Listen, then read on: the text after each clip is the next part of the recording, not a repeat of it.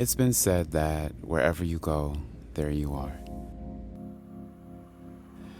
So, what happens if you're always hoping to be somewhere else? I'm 30 years old, a millennial, as they call it, and I think high school is the last time I can remember feeling totally content. Granted, I'm a pretty nostalgic person, so I'm aware of the temptation to see the past through a rose colored lens. But for me, high school felt so pure, despite its stressors and imperfections. I remember feeling a shift, though, when it came time to apply to college. It was the first time I felt major pressure to think of time in a linear sense. Suddenly, I had to make decisions about my future in the world when, for most of my life, I was taught that my goal was to exist outside of it. Suddenly, I needed to bind myself to a career. Suddenly, I had to prove my worth, something I hated doing. I hated auditioning, my body hated performing, but I knew I was supposed to enjoy it as a singer. But more on that later. About 13 years or so after graduating high school, I look back now and think about how much I've been chasing after desire. I've been trying to feel a sense of stability ever since then. And I still don't feel it, at least not in a material sense. I'm over $100,000 in student loan debt. I still live with my mother, although I've lived in several different places over the years. I live paycheck to paycheck. I haven't found work that fulfills me and sustains me adequately. And I still haven't stepped into myself or shown myself to the world, at least not fully.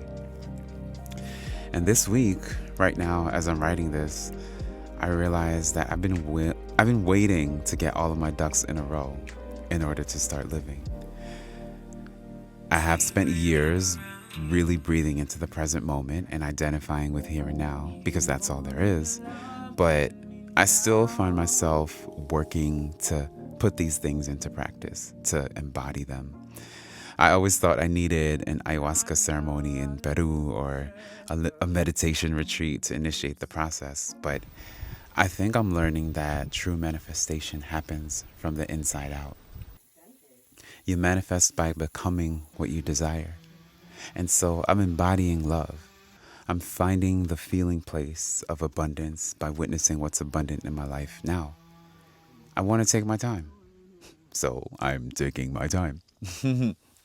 For the past year, I've held down 2 jobs, technically 3, in an effort to create a life more in alignment with my desires: independence, exploration, and freedom. 3 things. But I've been a nonchalant, aspiring artist for years, working different jobs for survival. This is a topic for another video, but essentially, it's been a struggle to find my footing in New York City. I've been hustling to what feels like no avail. But last week, I finally decided to take my hands off the rope. I let go of one of my jobs. On paper, it kind of made no sense. Like, why would you give up money, right? But I was working so much that I felt like I had no time to breathe, to think. Most of the time, if I wasn't working, I was recovering from going out into the world and trying to make everything happen. So ultimately, it felt like the things I really wanted to happen just weren't happening because I had no energy. But there are so many things I'm envisioning. There are so many lessons and stories I'd like to breathe life into. And you need time and energy to invest into those things. There's so much I want to share.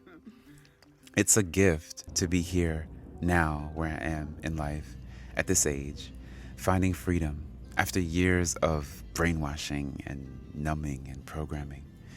More on that too, soon. I'm excited to remember. I'm excited to unfold and meet myself. And that's why my channel is called Hello Ezra.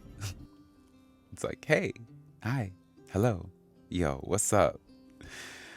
All right. I think next week I'm probably going to talk about generational trauma or like, I